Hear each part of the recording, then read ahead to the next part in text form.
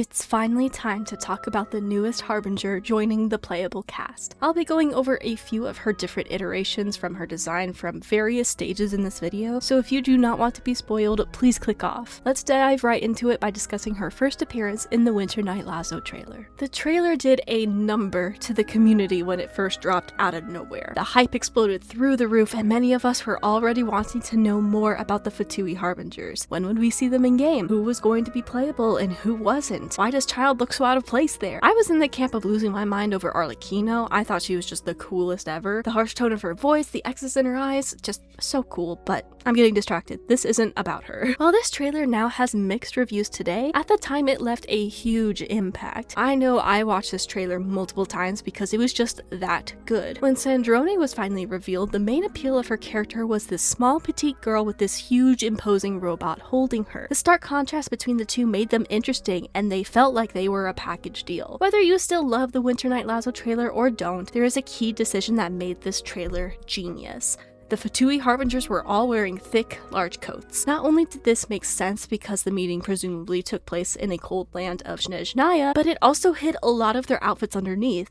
This gave the developers an opportunity to tease the new characters while also giving the character designers flexibility years into the future. By hiding their designs under a coat that everyone shares, there is little expectation on what the outfits should be. It also unifies the Fatui Harbingers together under the same organization. This is such a smart move, but you'll notice that Sandrone actually shows a lot of what her outfit is. You can see her collar, gloves, and this really long dress. In the coffin shot, the outfits we see the most of are Capitanos, Sandrones, and even Pantalones to an extent. Not to mention that we get to see Polonia here in full action thanks to him holding Sandrone. So while some of the Harbingers like Columbina, Arlecchino, and Dottore didn't show much of their designs at all, Sandrone's character design had already set certain expectations within this trailer, especially with Polonia. This image was the oldest rendition of Sandrone I could find, and there's a reason why she stood out, her large robot aside. This version of her has incredible color balance with the white, red, and blacks. Her headdress is intricate and the wind-up on her back was incredibly unique. She feels appropriately dressed for the cold as well, and she comes off quite classy actually. I cannot stress enough how much I loved this original design. Imagine a classy looking marionette coming up to you and bam, she has a terrible personality and is a dangerous Fatui Harbinger. The contrast in her outfit and her personality were already set up here. It reminds me of Final Fantasy VII a bit. Tifa looks like a tough martial artist, and while she can absolutely throw hands, she's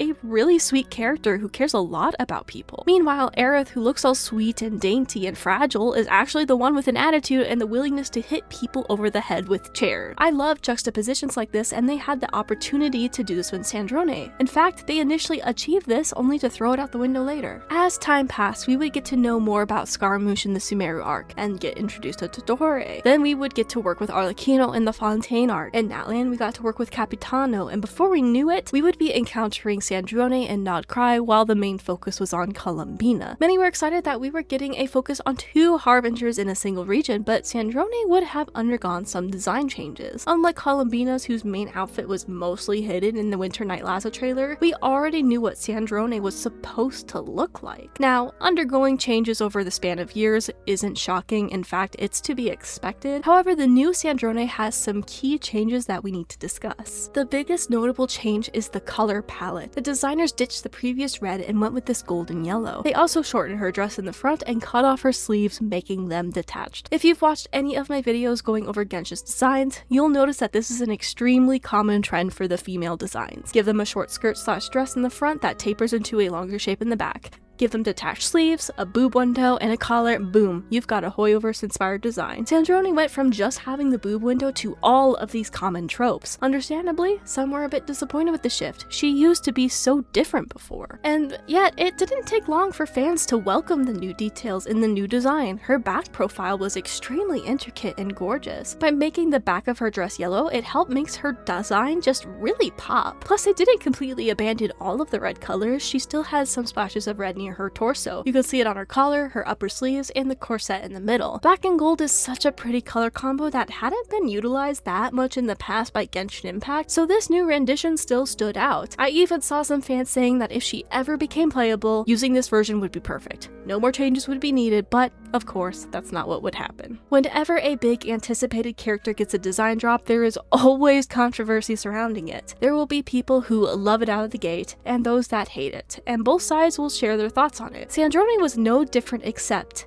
it honestly broke my Twitter feed the day she was revealed. The majority hated Sandrone's new design for her playable self, and there's actually some solid reasons why. Sandrone was previously established as a small marionette wearing a classy outfit next to a large robot. These two key details were now gone. Now she had a super short skirt like many of the other female characters, and Polonia was replaced with this feminine-looking robot.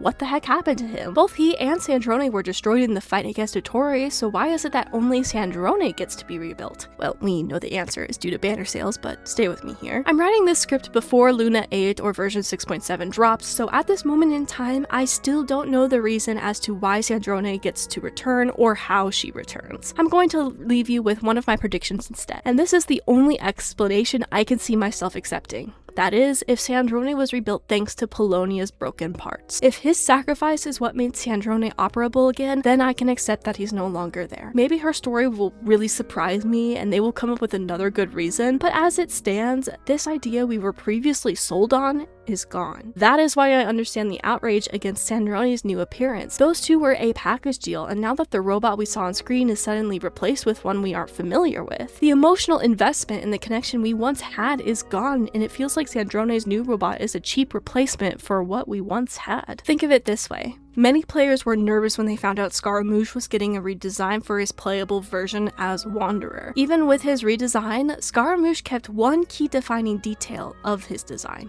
the hat. The hat underwent detail changes, but his overall aesthetic remained. He had Inazuma-style inspirations now sprinkled in with some Sumeru motifs to reflect his change. Sandrone not having Polonia is like if Wanderer was redesigned to no longer have his hat. That was such a defining characteristic of his, and fans would understandably be upset if that was removed. And I haven't even touched on the new design changes to Sandrone herself, which also caused the outrage. The skirt is dramatically shorter than before. Now it's barely covering her front. The classy tights she used to have are now replaced with a slightly see-through and more lacy version. Her boob window seems to be larger than before too. That means they either made her chest larger or they removed some of the fabric around the breast to show more skin. The gold she previously had in her second design iteration is now mostly gone, going back to that deep red she used to have in her initial concept. The whiplash of changing from red to gold to red again might seem weird at first, but there's actually a thematically interesting reason for this. In alchemy, both colors of red and gold are important. Gold typically refers to the ultimate perfection and is usually a metaphor for enlightenment. However,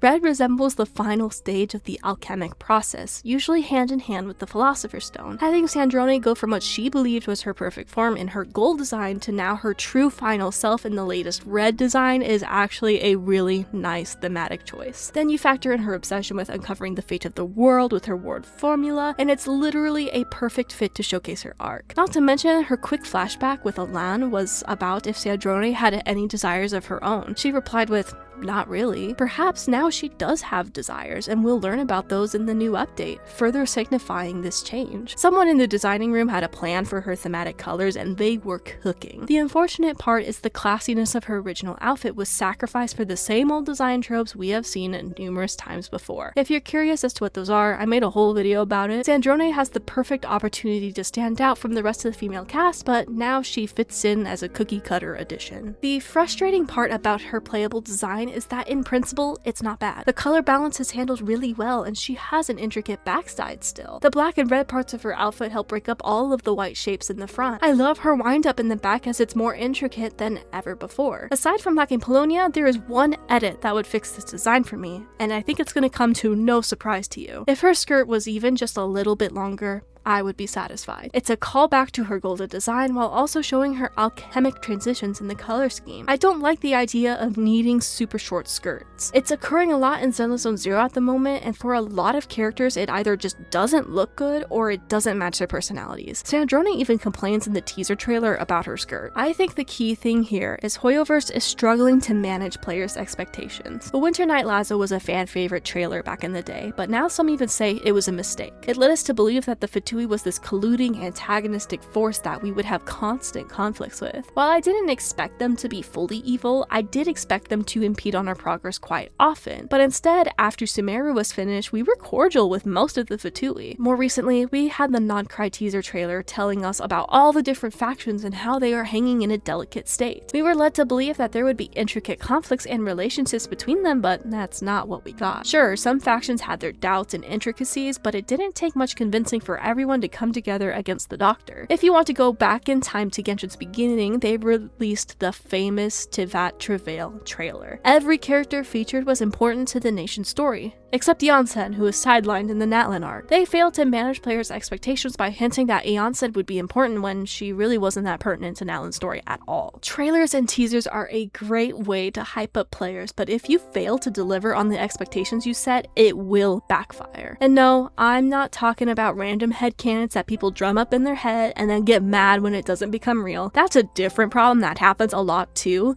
but I'm focusing on the material that we do get. Visually speaking, Sandrone was given the clearest depiction in the Winter Night Lazo trailer. Having her go from this to now this without Polonia is a big difference in direction. I do think that over time players will come to like Sandrone's new playable design, but there will always be that disappointment of what she could have been. Thank you all so much for watching, and if you enjoyed, please leave a like and consider subscribing. Many of you have messaged me about the Sandrone video, and I hope it was worth the wait. And as always, let me know what you think about Sandrone in the comments. Do you like her design choices, or were you disappointed? Let me know. Just remember to keep it respectful. I have other videos in my Let's Discuss Design series that you can check out next if you'd like, and I hope to see you in the next one.